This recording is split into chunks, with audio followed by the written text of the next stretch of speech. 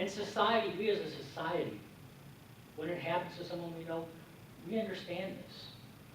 And we accept it in various forms depending upon our specific culture. Here in the U.S., and I'm generalizing, here in the U.S., you can take a week, maybe two, off from work, and people understand. And in that time, you tend to the things that are then yours to do. You tend to making the final arrangements, to the obituaries, to the memorial service or the celebration of life. And hopefully, you take some personal, private time to simply stop and be with your feelings, to be with what is, to embrace the meaning of this death, of this loss for you. And it is a loss. It is a loss. And to deny that loss in any way is to deny the majesty of life itself. It is to deny life itself when we don't fully embrace death and what it means and how it changes us. David Brooks, many of you may know, he's a New York Times columnist. And he wrote a piece in January of 2009. It was titled In Defense of Death. And he tells the story about a friend of his, Reverend William Eddy, who was an Episcopal minister in Tarrytown, New York. And Eddy was gravely ill. He was also a great admirer of the author and theologian Richard Newhouse. And so David Brooks reached out to Newhouse and asked him if he would write a letter of comfort to Eddy. And Newhouse did. A minister-to-minister letter. And when Brooks read the letter several weeks later, he was shocked. Newhouse began the letter saying, there are many things that you and I have learned to say, many things of comfort that you and I have learned to say and share in circumstances like these. But we don't need that.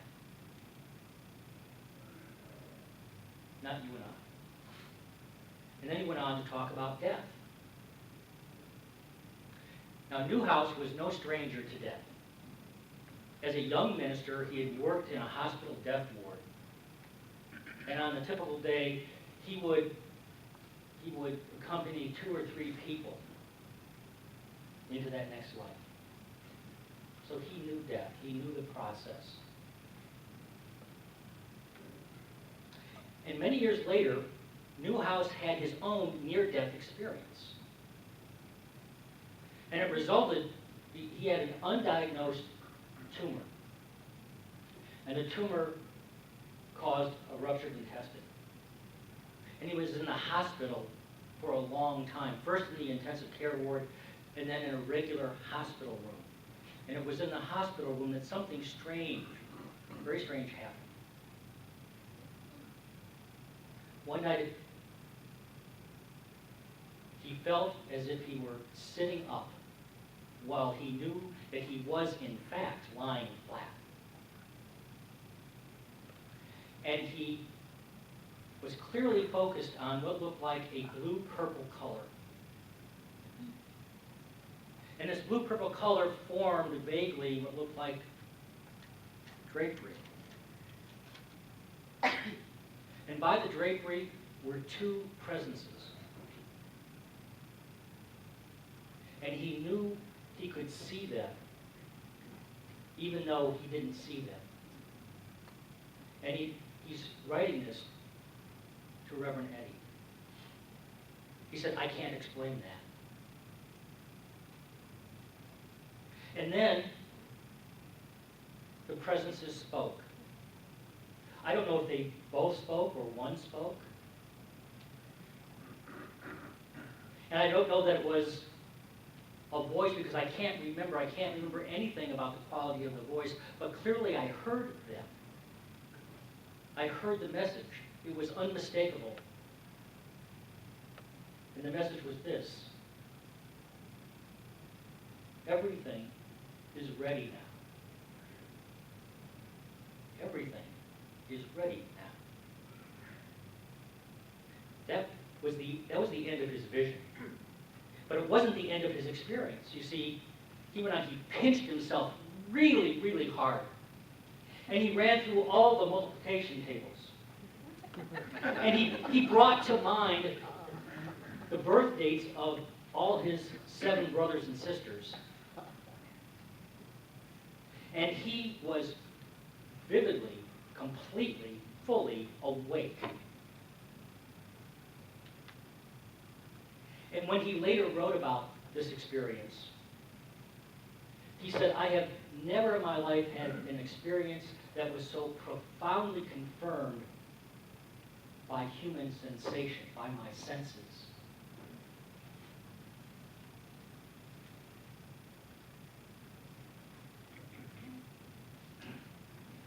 And he wrote,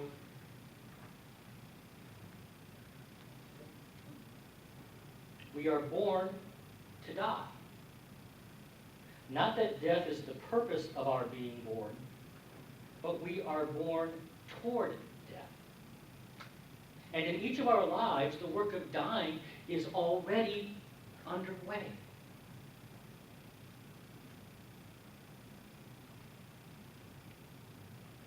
What's the word for the day? Perception.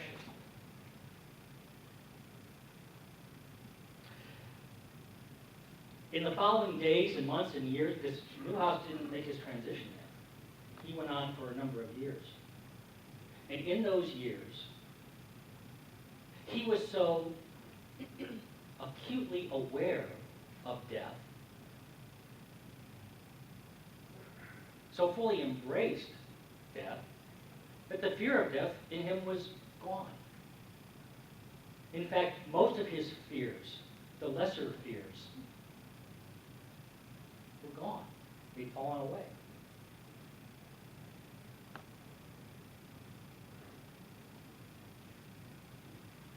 And in one of his final essays,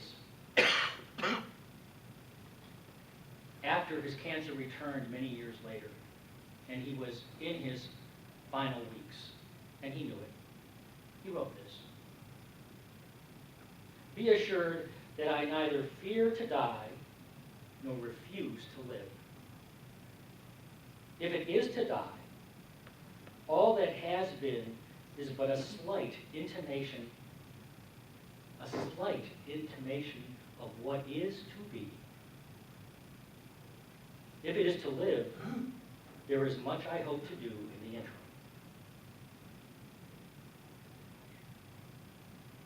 He knew everything is ready now. Our core teaching in unity, our core principle in unity, the one thing I can point to absolutely in unity is that there is only God. And each and every one of us are part of that God. There is only God, and God is love, unconditionally. And of God and of love, there is no beginning, and there certainly ain't no end. Emphasis on the ain't.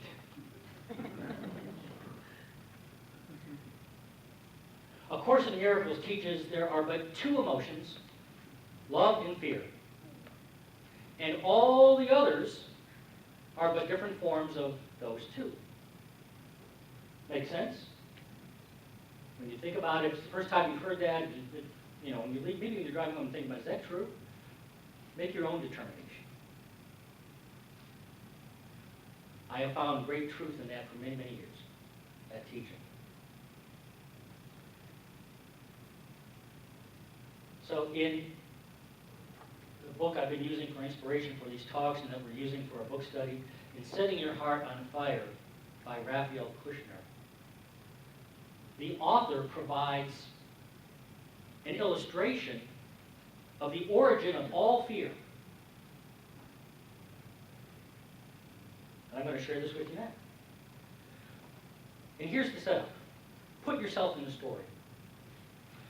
You are having an argument with your spouse, your partner, your significant other. It's a heated argument. And they storm off before there's any kind of resolution. They're gone. And you think to yourself, this might be the end. The relationship might be over.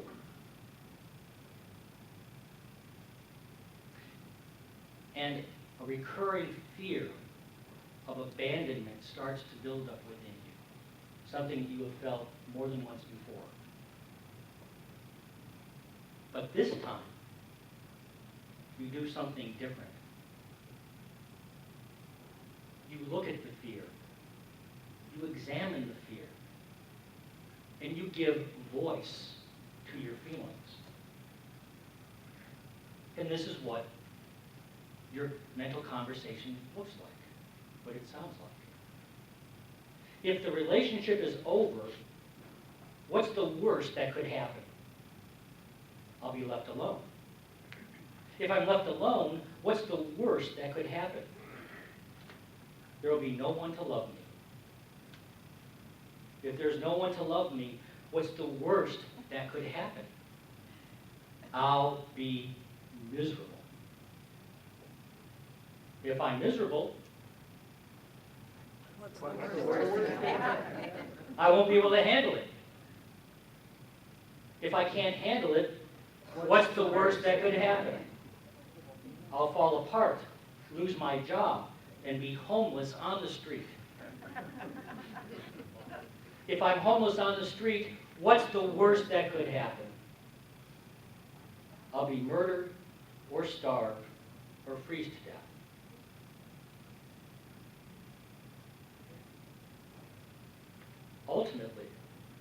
Ultimately, every fear runs back to this point of beginning, to the fear of death, the fear of our non-existence. Every fear, when we trace it. I think it's brilliant as an example.